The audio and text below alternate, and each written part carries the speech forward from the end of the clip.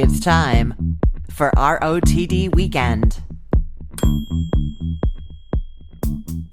I know I've been telling you for years now that I am finally going to start teaching my kids to cook. It's this ongoing thing. And you know, the reason that I haven't really done it is because I enjoy cooking so much as like my relaxing end of day thing that I don't always want to take on any extra stress. And they're usually tired from their day at school and all of that kind of thing. So I just do it. But everything has changed this summer. They are both learning to cook, and it is not taking away my peaceful cooking time, although it is leaving me with less to cook. So what I've done is actually my son is working for my company this summer, and he is learning all the ins and outs of all kinds of parts of it, including cooking recipes from the website. And once he's got a handle on that, we're going to move on to learning some photography and some videography and that kind of thing. But right now, he is literally just choosing recipes that are popular on my site that we know do well, that you guys all love. And he is grocery shopping for them and cooking them following the recipe and what's written in the blog post. It has actually turned out even better than I expected. He barely has to consult with me, or at least not about the main parts of the recipe, but little things like we did do a little tutorial on chopping onions and bell peppers and shredding lettuce just to make sure that he knew how to do that kind of thing, mincing garlic. Some of those basics are not written in the recipes. We can't follow along in the recipe to know how to do those. So we've done some of those, but really he's just doing it. And he packages everything up when he's done cooking it, puts it in the fridge, cleans up the kitchen. And then when it's dinner time, I just need to make something to go with it, and we have dinner. So I am getting into the kitchen a little bit, warming up what he's made for us and, making a salad or something. And he is learning to cook. My daughter wants to focus on building Lego this summer. And so I made a deal with her that if she started learning to cook also, that I would get her the Legos that she wants, because some of those sets are quite expensive. She likes the really big sets that you can really lose yourself in. And of course, those are the pricier ones. So she actually has done a few things already and has found that she enjoys it so much that she wants to learn more. So what they've made so far, I'll tell you, because these are some of the more popular recipes on our website, so you might want to go visit them. You might want to give them to your kids to learn how to cook as well, because they are quite simple and definitely delicious. So we have just started out, and my son has done 4 recipes so far. He has done the most popular recipe from either of my websites. That is the ground beef and rice skillet. That's that one skillet dinner that has ground beef and rice and peppers and onions, and it tastes like those old school stuffed peppers, but without all the stuffing and all of that involved.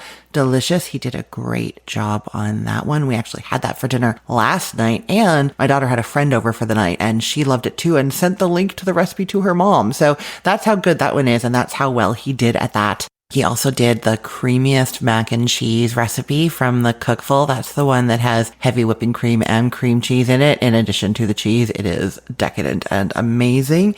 And he did the retro 1980s classic taco dip. That's the cream cheese and sour cream with taco seasoning topped with cheddar, lettuce, tomatoes, green onion. Oh, it's one of his favorite things that I make. And so it was definitely on his list to make that one. You might remember that was one of the first videos of mine that did really well on TikTok. So that is why we celebrate that recipe. Oh, I haven't told you about TikTok and Instagram in a while. It has been going so well. I have 25,000 Instagram followers now and 23,000 TikTok followers. People are really liking these videos. If you're not following me there, go do that now. I am Cook the Story on both of those, and that's where you'll find some of these recipes that I'm telling you about for sure. Oh, I just went off on a tangent. Of course I did. So back to my son's cooking. He did the air fryer chicken leg quarters, and he was really impressed with this. I mean, first of all, you get this big 10-pound bag of chicken leg quarters from Aldi here. It's $10 for that bag, which is just crazy. So he was blown away that he could get all that chicken for such a cheap price. And then you put 2 to 4 of them in the air fryer and they get so juicy and the skin is crispy. He literally like ate the skin off before coming to tell me that he'd finished the recipe. It was so good. So that is the starting point that he has done. And my daughter so far has done 2 recipes. So she did the baking powder baked chicken wings that are so crispy. Chicken wings are one of her favorite foods. And actually, I have shown her how to do that before a long time ago. So that was kind of like a refresher. But she's cutting the wings into the wing pieces herself and then doing all the toppings. Oh, and she did some of them in the air fryer because they didn't all fit in the pan and she wanted to know if they would work in the air fryer. So she researched that on her own. So that was really cool.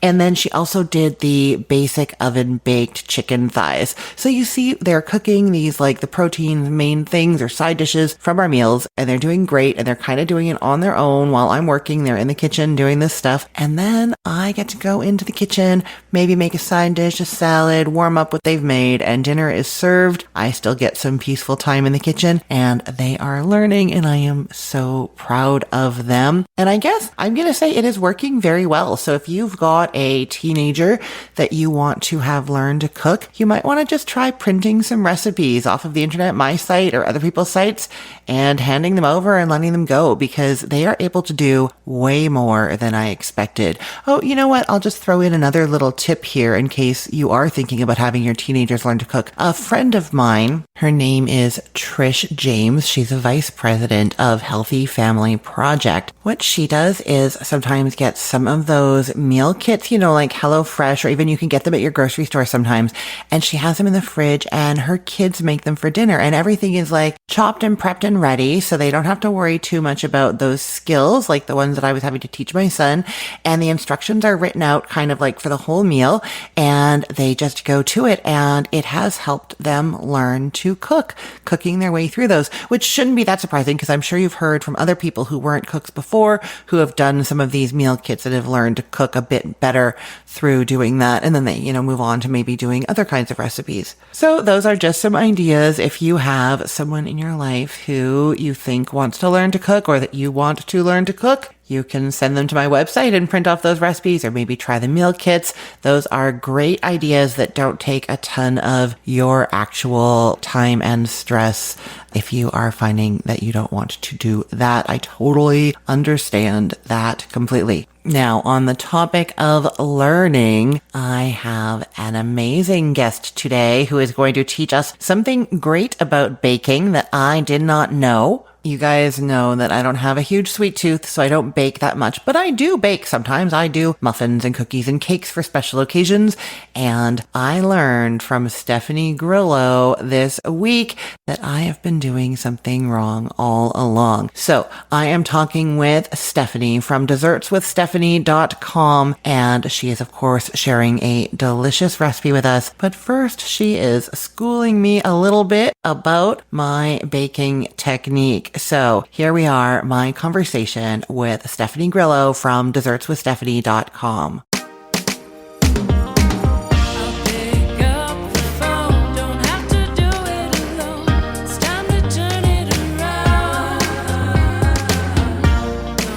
Hello, Stephanie. Welcome to the show. Hi, Christine. Thanks for having me. I am delighted to be talking with you today. Now, you have a long history in the pastry and baking area. Can you tell me about that?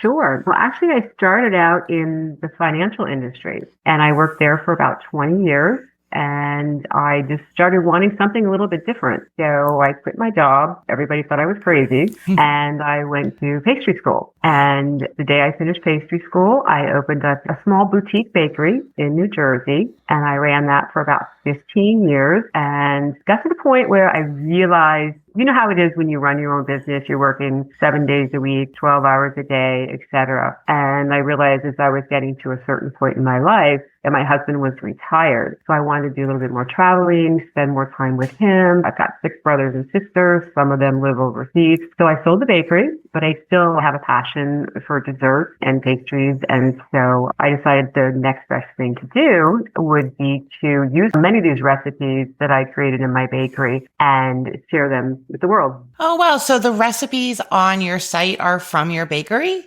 I would say 90% of them are. Mm-hmm. Wow. Okay. So what was one of the most popular recipes from back then that people used to come in asking for? Well, we did a lot of pies. Pies at that time were probably the most requested ones. And cookies. We also did wedding cakes, but I would say the pies and the cookies. People are tending to go away from large celebration cakes and serve much smaller things like petit fours. And so those were probably my top sellers. Oh, wow. I love that. I don't have a huge sweet tooth, but I do love pie. I guess probably it makes sense to me because it's not really as sweet as cake. You know, the pastry is often Exactly. not super sweet, so that cuts it. And yeah, I think that's probably why I like pie a lot, actually. Okay, so now you are baking at home and not in a bakery. I'm curious if you have any tips for, well, people like me who don't bake that much, any techniques or tips that you think we should know. What I find is so many entry level and even some intermediate level bakers don't do properly is creaming together butter and sugar. This is probably the most important method that you need to learn in order to make things like cakes and cookies come out properly. I often get notes back from people saying that my cookie didn't rise, my cake didn't rise properly. So if you'd like, I can explain the proper way to do creaming method. Yeah, I'm actually fascinated because I know when I'm baking, it says cream together the butter and the sugar, and I just get out my handheld mixer and blast it in there for a little while and continue on. So I am almost positive that I must be doing it incorrectly. What should I be doing? It's a really simple method if you follow a few rules. One is, yes, you want to use an electric mixer. You can use a hand mixer, a stand mixer, whichever one you want. But plan a little bit in advance. Take your butter out of the refrigerator, chop it into cubes, and you want to soften it just a little. You don't want it melted. There's a few ways that you can test it. One is you can stick an instant read thermometer in it, and it could be maybe around 70 degrees. That's what you're going for. The other way to test it is just pick up a cube of the butter, push your finger into it. If you make a slight indent, then you know your butter is at the right stage. Okay, so I make so many mistakes. So either I leave it out for a long time, like I pull it out hours before I start, which it sounds like it's probably getting too warmed or too softened at that point. The other thing that I do is if I forget to take it out, I put it in cubes and I put it in the microwave on defrost or on like 50% power and do like 5 seconds at a time until it's soft. That would not be. No. Doing the microwave, I do it all the time. I'll Oh. put it into exactly what you do. Chop it into cubes, put it in there for about 5 seconds, like you said, 50% power. And you don't want it mushy, like you wouldn't be able to just spread it on toast. Okay. Oh. You want to just have that push into the butter and just make a slight indent. There's so many times I know that I have something last minute I need to do, and I do exactly what you do. Oh, wonderful. It sounds like I'm probably taking it too far. I'm not melting it, but I'm getting it spreadable and it should be a little bit less from what you're saying. Okay. Yeah. Okay. That's wonderful. And why is that? Do you know? Yeah, because what's going to happen is when you start creaming together your butter and sugar, it needs to be at the proper temperature so that what you're doing is you're creating air pockets around the sugar and the butter, which helps in the rise of your baked product. If you're using something that's too soft, what's going to end up happening is your sugar is going to be melting. You're not going to get those air bubbles built into it. And you're not going to be as happy with the end product as if you had done it with the colder butter. Oh, I love this. I love learning new things. Okay. So we have our butter at 70 degrees Fahrenheit, not spreadable, slightly softened, and we're putting it in a bowl with some sugar. Then what? Exactly. You just want to start mixing it on slow. I know when I've hired new employees, they'll turn it on high speed and they're cleaning up sugar for the next 10 minutes. So just start it out slow with your mixer and just gradually increase it as it starts to incorporate. Stop every so often, every minute or so, and scrape down the sides of the bowl and then just continue mixing. It could take about 2 or 3 minutes. The highest I'll ever go when I'm creaming is I will go to maybe medium high at the most. And what you're going to see is that your bowl is going to look pale. The butter is going to be fluffy. It's not going to look gritty anymore. It needs to look homogeneous. Okay, so I guess what I'm realizing right in this moment is that the reason for doing this, I was wrong about why we would do this. I assumed that the reason for creaming the butter and the sugar together was to get the sugar to melt or dissolve into the butter. That's what I, in my head, thought we're doing. I guess that's happening because it's not gritty anymore, but the point is the introduction of the air. Yes, I mean, you are melting the butter somewhat when you do that. So you are right. You're not wrong.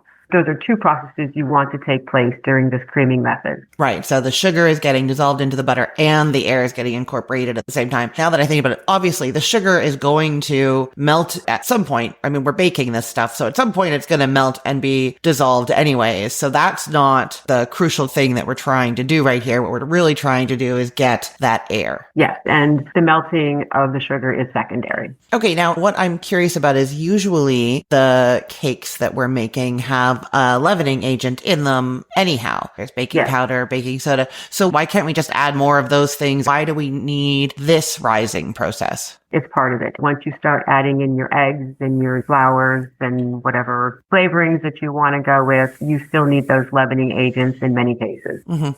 So this is just extra leavening. Got it. Well, that is fascinating. I did not realize that that's what we were doing when we're creaming the butter and the sugar together. I love that. Now I'm curious. You have brought a recipe for us today to talk to me about. Does it involve creaming together butter and sugar? Unfortunately, no, it doesn't. If you'd like, maybe sometime later we can, because the one that I brought for you today is an almond flour cake. And that one uses an egg foam process, which is completely different than the butter process. I love it. So we're going to learn a different leavening technique. Yes. Great. Okay. So it's an almond flour cake? Yeah. It's one of the simplest cakes that I make. It's one of those cakes that if I have somebody coming over last minute, it requires one bowl, just a few ingredients. You can whip it up really fast. It bakes in about 40 minutes. And I also have a lot of celiacs and gluten intolerant people in my family. So it works perfect for them. We also have some folks who don't eat sugar, but they want to avoid it a little bit. So this uses a lot less sugar than many of your other cakes will use. And it's a very simple looking cake also. It's just a single tier cake, but it is one of my favorites. Interesting. So the reason for using the almond flour is, of course, because it's gluten-free, but are there other characteristics that the almond flour brings to the cake? Oh, sure. It brings a nice nutty flavor to the cake. And, it goes well with so many other things if you want to do your add-ins. One of the things I like is chopped dried apricots because apricots and almonds are one of my favorite combinations of flavors. You can throw in chocolate, almonds and chocolate. Who can pass up on that? Yes. A little bit of lemon. Nice. Okay. This sounds amazing. So where do you start when you're making this one? I always start with preheating my oven. And you're going to heat that to 350 degrees. And you want your oven heated for at least 15 or 20 minutes before you put anything into it. Another thing I like about this cake, by the way, is during the summer months, I can make this in my toaster oven because it's only an 8-inch cake. So it's perfect for those super hot days. So it's a great summer dessert when you still want something baked. You said preheat the oven for 15 to 20 minutes. I never preheat my oven for that long. Why do you do that? Just to make sure it's at the proper temperature. I always keep a thermometer in my oven, but also I almost always use a convection oven when I'm baking. Oh, why is that? It just circulates the airflow better. My oven has a convection button, but I never use it. It helps you from having to turn your pans in the middle of baking. Okay. Because most of us have hot spots in our oven. That makes sense. Okay, so you're preheating the oven for a long time, or your toaster oven, and then what? The next thing I do then is I take an 8-inch round cake pan. It needs to have a rim on it, at least 2 inches high. And there's a few ways you can prepare your pan. One of the first ways is you can spray it with baking spray. My preferred method is to take a piece of parchment paper, cut it to the 8 inches, give a little bit of spray in the bottom of the pan, and then put in your parchment paper. I have never not been able to get a cake out that had parchment paper in it. And the last thing you want to do is spend time and money making these ingredients and your cake doesn't come out of the pan. So proper cake pan preparation is key. Oh yeah, for sure. I feel that. You don't want the sticking in the pan. You've put all that time and effort and ingredients into there. You do not want that. And yes, I like the parchment paper. Do you do the thing where you fold the parchment paper a bunch of times and then just cut a little wedge to make a circle? I'm not very good at that. No, what I do is I just put the parchment paper down. I draw around the outside of the pan with a pencil, and then I cut it out inside of the pencil lines and then put it in there. Okay. Different ways to cut a circle. Yeah, it's kind of the lazy man's way of doing it. Yeah, no, love it. Okay. So the pan's ready. And then what is next? Well, one of the things I always do before I start putting a recipe together is I put all the things in place that I need because I don't want to forget something. So I've got everything measured out. So the first thing I do is I take a medium-sized bowl. I put in 1.5 cups of a finely ground almond flour. And to that, I add a quarter teaspoon of salt. Just cut down the sweetness just a little bit. Now this one, even though we're going to be using a egg foam technique, I put in a little bit shy of a half a teaspoon of baking powder. And I want to whisk those together. I just use a hand whisk. I whisk those together really well so the ingredients are all distributed well in that bowl. Great. And you said the almond flour is finely ground. Is it? I don't even work with almond flour ever. Is it labeled finely ground when you buy it? Absolutely. And you can most often find it in your grocer's baking aisle, and it will say finely ground. You could buy it online. There's some great brands out there that you can use. Okay, perfect. So we have the dry ingredients whisked together. What's next? Okay, so set that bowl aside. And now you want to go to a large mixing bowl. And here you can use either a hand mixer or a stand mixer. You can do this by hand using a wire wrist if you've got really strong arm muscles. This is going to take a little while to do. But what you're going to do is you're going to place 4 room temperature eggs in a bowl and add in 1/2 cup of granulated sugar, which I think I mentioned before. This is a little bit lower in sugar than many of your standard cakes. And using your whisk attachment, you must use your whisk attachment to do that, not the paddle attachment. Just start whipping that on medium speed, and you're going to be whipping it together for a while, probably about 2, 3, maybe even 4 minutes. But just keep going on medium to medium high speed. What's going to end up happening is your egg and your sugar mixture is going to over double in volume. What you're doing is you're whipping air into this product, and it's going to be very pale looking, like a light lemon color, because you've just whipped all this air into it. And that's going to be a big part of the leavening for your cake. And you said the eggs have to be room temperature. Why is that? The viscosity of eggs when they're cold is much thicker. Whereas if you bring them to room temperature, they're going to whip up much easier and faster. If you're in a rush and you don't bring them to room temperature, there's a few things you could do. Get a bowl of tepid water, place your eggs in there with the shells on, of course. Set them in there for 10, 15 minutes and they'll come through. Typically what I'll do is if I need room temperature eggs, I'll take them out about an hour beforehand. Okay, that makes sense. So they are going to whip up much easier and higher. Okay, great. And so you want that pale yellow color and you want it to have doubled in volume. Yes, and you're even going to probably see some ribbons when you lift your beaters out of the pan. You'll see some ribbons that will be forming. Okay, so yeah, it's quite a bit thicker. Yeah, and this is real important to coming up with a successful cake for this one, okay, because that's where a lot of your air comes. I know we're using a little tiny bit of baking powder, but most of your rising is going to be from the air. Love it. Okay, so now what is next? Okay, so now you remember those dry ingredients that we mixed together earlier? Sprinkle those over the top of the egg foam and just start folding very gently. If you start stirring it in, what you're going to do is you're going to deflate those eggs you just worked so hard on. So fold those in until you see no dry pieces remain. It'll take maybe a minute to fold it in. It incorporates very quickly in this cake. So you sprinkle it all over top. You don't do it in stages. I know sometimes when you're folding things, you do half, so you do it all at once, sprinkle on top, and then folding, you're going with like a spatula from the bottom up over the top. Yeah, twisting it every time and moving the pan while you're doing it.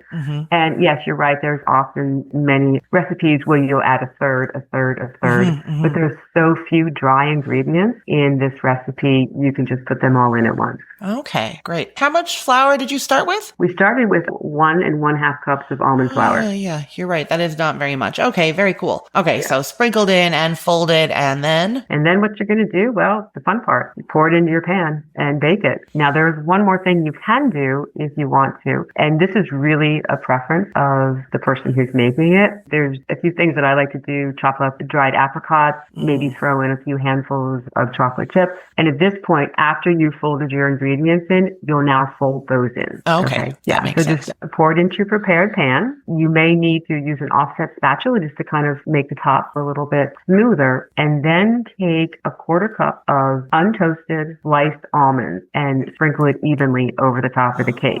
Now, it's important that they're untoasted because it's going to be in the oven for a while and you don't want those almonds to burn. Oh, so you have them untoasted and then they're going to toast while the cake is baking as opposed to already toasted and then burning while the cake is baking. Exactly. because we're going to bake this at 350 degrees for 25 to 30 minutes. Okay, yeah. And the cake will be well risen. And I know a lot of people, what they do is they take a toothpick and insert it into the cake, and that works well. But if you're unsure, I've been baking for many years. One of the things that I do if I'm really not sure is I take an instant read thermometer and then I just poke it right into the middle of the cake. And if it's around 190 degrees, I know it's finished. Oh, and that's more reliable than is the toothpick dry test. I believe so. Yeah. Yeah. Love that. 190 degrees. Great. And so then you take it out at 190 degrees. And what happens next? Sometimes we put them on a rack. Sometimes they get removed right away. What is the process for this one? No, this one you definitely want to cool first. You're going to cool it down for, I would say, 40 minutes. It could still be slightly warm when you get it out. You also want to, I like to take either a knife or an offset spatula and run it around between the outside of the cake and the inside of the cake pan.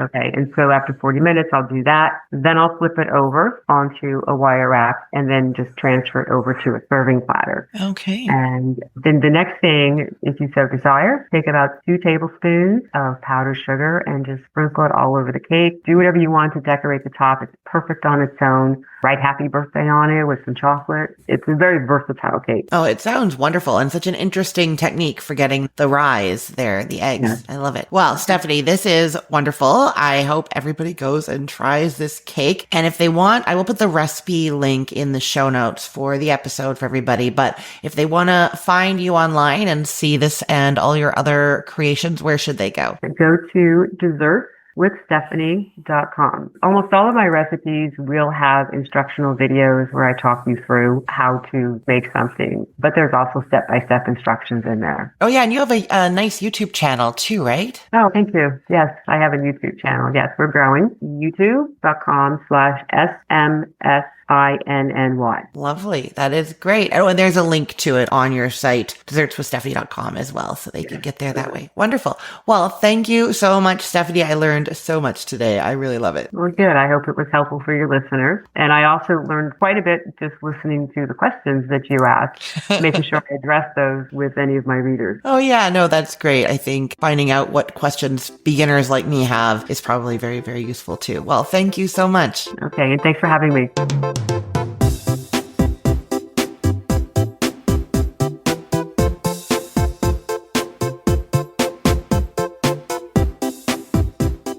So did you already know that? I really didn't. And now I can't wait to make a cake and see if it's any different from before.